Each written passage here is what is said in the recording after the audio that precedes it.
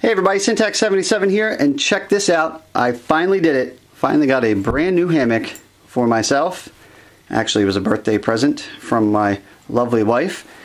And yeah, I got one after about 2 years with my other hammock, which I'm still very happy with. But nonetheless, ever since I got it, I've kind of gotten the bug and been obsessed with researching and just checking out all the other options out there, trolling the forums. And after all that, this is what I came up with. It's by a company called Dream Hammock. It's a cottage vendor, custom-made stuff, custom-made goodness, and they will make you a hammock just how you like it. They've got a variety of models, and I went with the Darien model. This is their ultralight option or offering.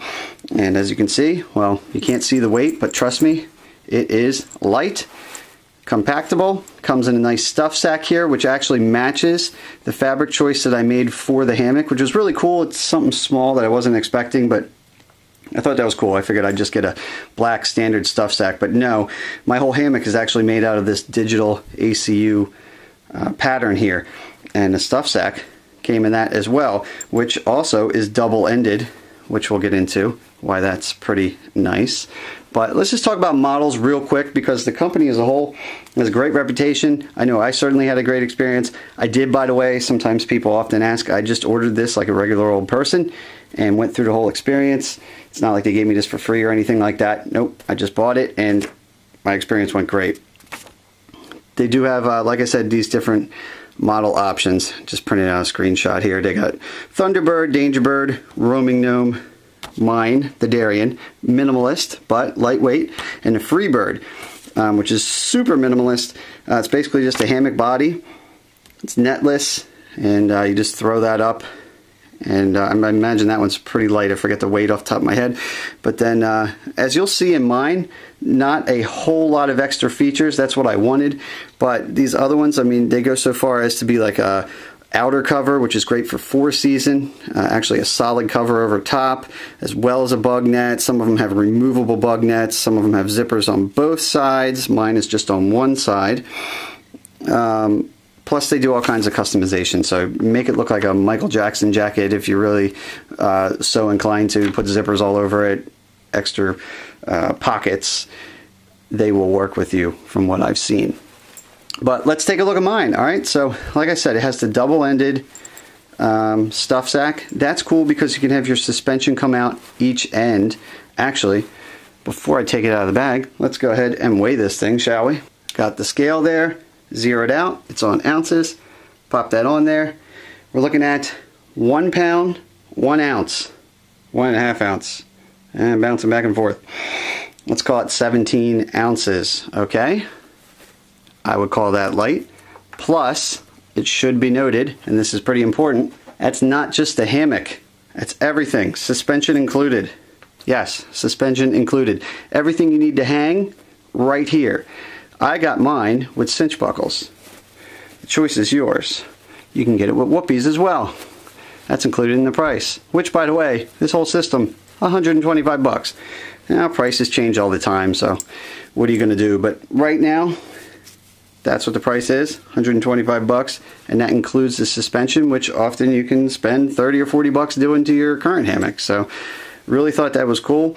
If you go with the whoopies, you could probably shave another, I'd say, 4 ounces.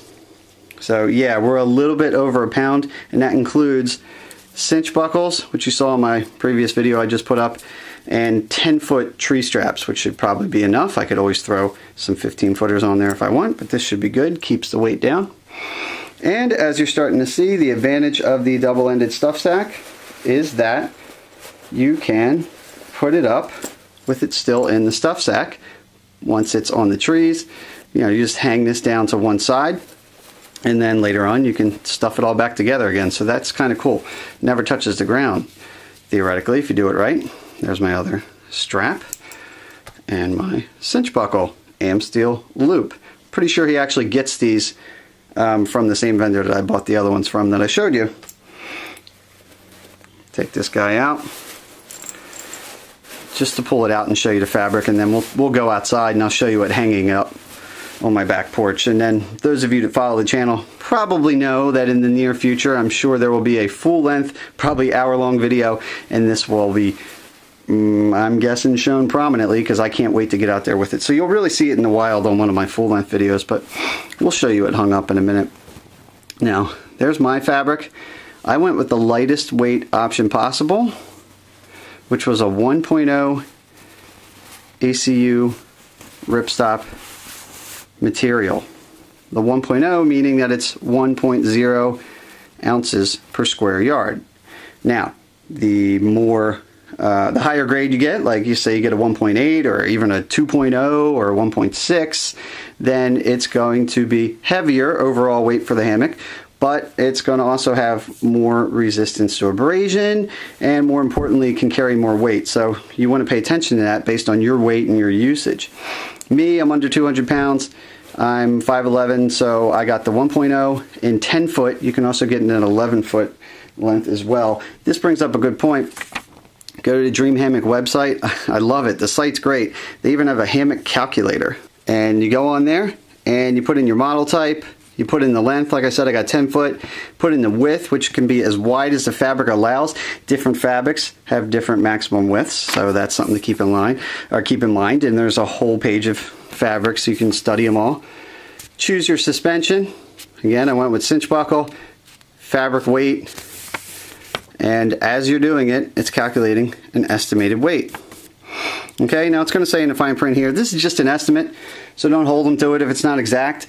It's actually very cool to even give you this at all. Most places probably wouldn't go this far, so it's a cool way to estimate like how much of an impact your choices are having. You can also notice here there's two spots for the fabric. I went with a single layer. You can also do a double layer. So let's say you took, all right, this 1.0 has a comfort rating of 200 pounds. If I did 2 layers of it, you could, go up even higher in weight and still most likely be comfortable. So it also opens up the opportunity to slip a pad in between. So there's a whole subject matter for you to kind of go out there and check out double versus single layer. I won't get into it here, but all those options are available to you. I was all obsessed about weight, so I went with the single layer, lightest weight possible. And it was comfort rated to 200 pounds. I've laid in it. Everything felt great. So there you have it. That's the fabric. It's got a bug netting on there, of course. And this particular model has a single zipper. You can do triple zippers and all kinds of fancy stuff by request. And on the other models it comes standard depending on what you choose. Also comes with a Ridgeline Organizer. It's got pockets on each side. It's divided in 3 here on each side. And then another neat thing is it's actually hollowed out and you can slip stuff in it. So you could have a long item kind of in there. You could have your, I don't know, various little lights, goodies, whatever, wallet in here. And you're good to go with that. So that's nice. Hangs on the Ridgeline. And that is made out of just that same bug netting material. So it's very light. Practically no penalty at all to have this. And by request, he'll sew extra pockets actually onto the hammock body as you want. So that's kind of neat if you want even more storage. And yeah, I think that's about all I can show you here on this stupid table, right? So let's get this thing outside and see what we can really do with it. Alright then, well, as you can see, I am in the hammock.